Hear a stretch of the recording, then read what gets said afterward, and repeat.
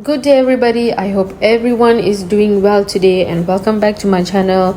In today's episode, it is super simple. It's kind of a lazy day, so there is no meat involved. I'm going to do a very simple tofu with potato.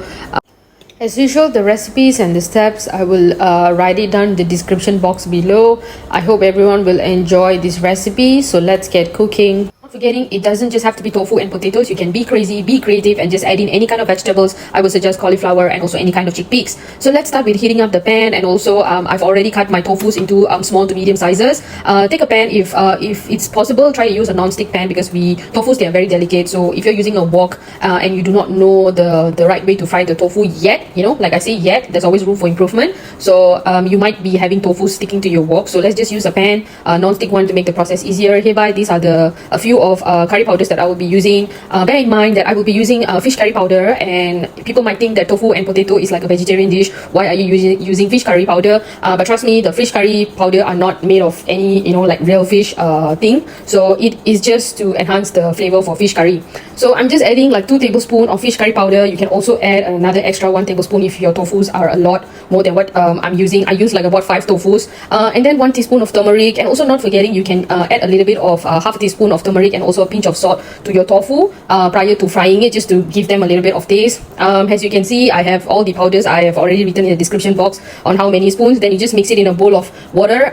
Try to use the bowl that you want to get your curry stored later. So this is to just to preserve or just to control how much of curry that you'll be making. My tofus are already fried. Just semi-fry them. Do not like deep fry for very long, or else your tofu will be very hard. So followed by 2 tablespoons of fish curry powder, 2 tablespoons of chili powder, half a teaspoon of turmeric, and then half a teaspoon of all the cumin powder, fennel powder, coriander powder.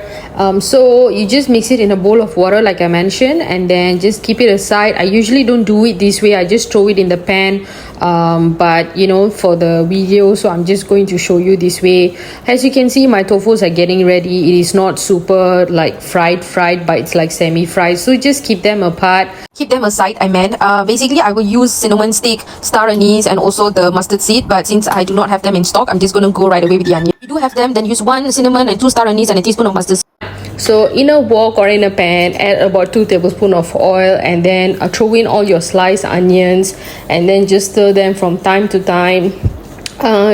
Do not use too little oil, because anything to do with boiling a curry or making a sambar, it's good to have a little bit of oil there.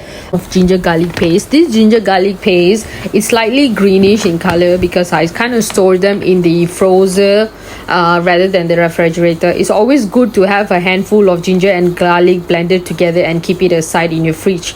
So next up, I'm just adding the chopped tomatoes and also some of the potatoes, actually all of the potatoes, not just some, and also dry curry leaves, because at this point of time when you add the dry curry leaves, it just enhances the fragrance.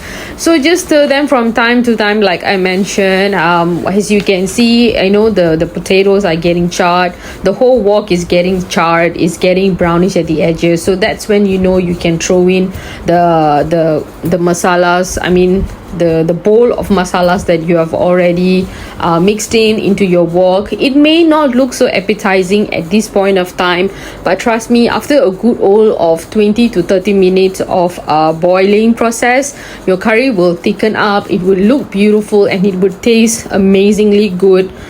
So just let it to boil in medium flame. Do not put in high flame, because when you put a gravy to boil in a high flame, the volume is going to be reduced, and very fast, quickly.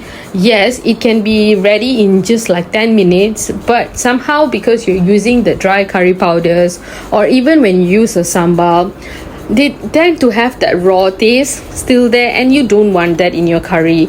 So that's about it, guys. I've already thrown in my tofu. I didn't take a picture of it, so here it goes. I hope everyone will enjoy. Actually, probably in the last 5 minutes of your curry, if you're happy with the thickness, then you can add salt to taste and also check the consistency. If you're happy with the consistency, you can turn off the flame. So this whole cooking took me about 25 to 30 minutes from preparing the ingredient until the very end. So I hope everyone will enjoy this recipe. If you like the recipe, please like, comment, share, and also if you like my content, kindly to subscribe my channel for more exciting, simple yet beautiful, tasty, rich, authentic South Indian recipes upcoming.